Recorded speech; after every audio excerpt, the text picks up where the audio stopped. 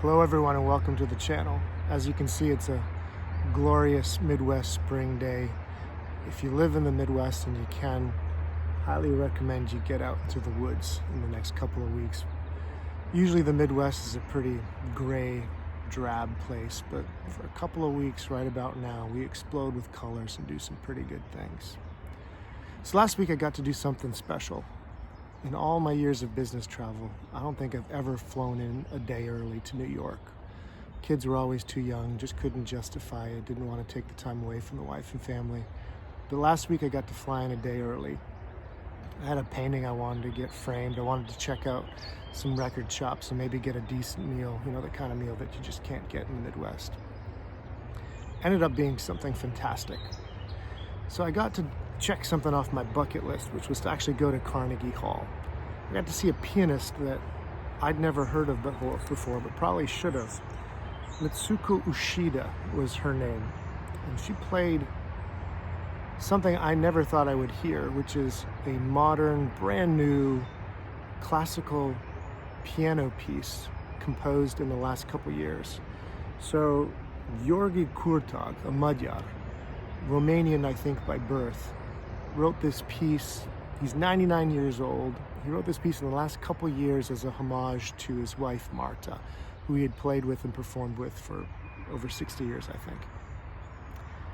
So here we have, a real composer, like serious composer, influenced by Bartók, all the classical training in the world.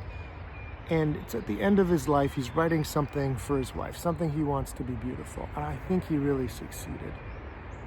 It was melodically beautiful. Not in like a maudlin, sappy kind of way. Kurtag writes very starkly.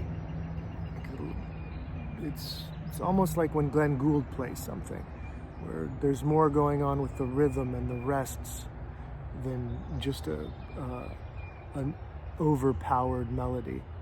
There's subtlety to it, but it was very strongly melodically beautiful. So if you're looking for a piece written in the last couple of years by a 99-year-old classical piano writer, I highly recommend you check out this piece. I'll put the links below. This was also the first time I got to go to Carnegie. So some thoughts on that, just for the joy of experiencing something that so many of you have probably already experienced and so many humans have, over the years, been able to appreciate.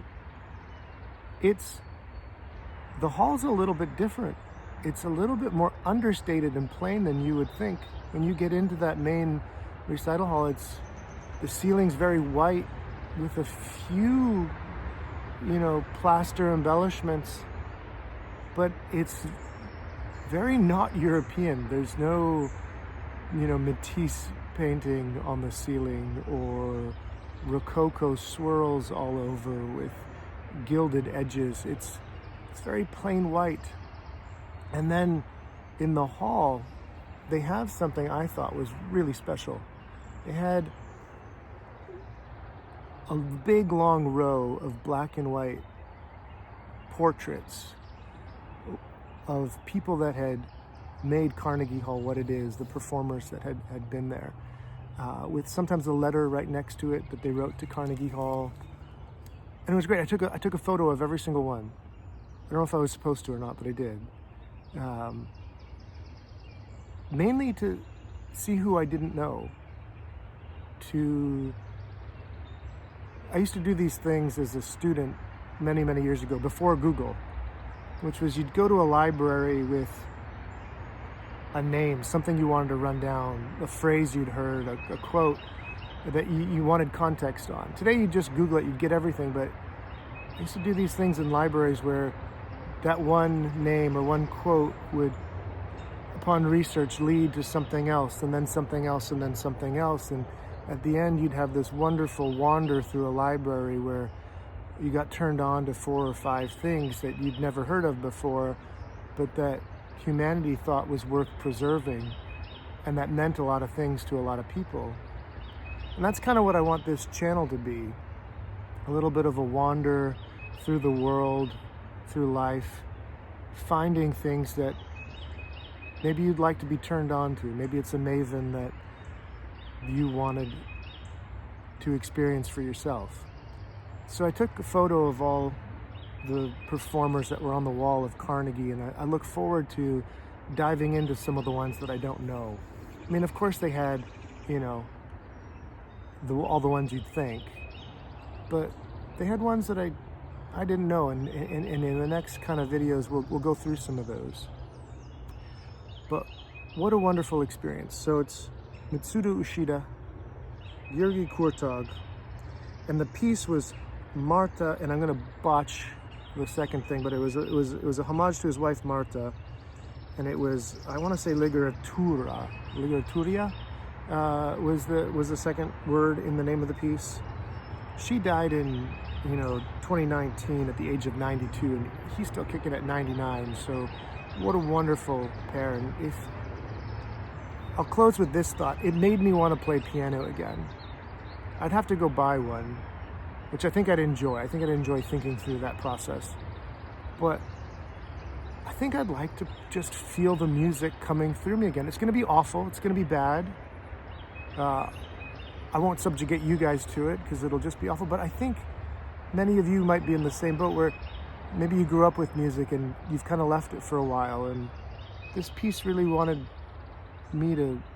really made me want to feel music kind of flowing through me, even if horribly, badly. For a number of years, I conducted church choirs, choral choirs, and sang in choral choirs, all amateur stuff. But what a rich experience it was, even if sometimes it was awful in the sound. But we tried real hard. We put hours and hours into it, and we did it for the glory of God. And I think we did that. I think we achieved that. But it was beautiful at times to just imperfectly feel that music flowing through you. And I think I'd like that again. I think I'd like to play some really bad piano. The greatest kind of expression of that I ever saw, of just feeling joy of music flowing through you, was at a backyard party that a neighbor of mine threw.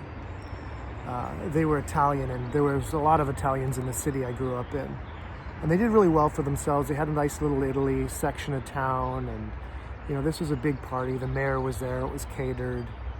But the old Italian men, with a glass of Chianti in hand, would just start singing together, belting out these Italian arias like they were Pavarotti or something. O mio bambino caro, and a host of others. And for a brief moment, I got to sing with them in my, terrible, awful amateur tenor. But I was so happy.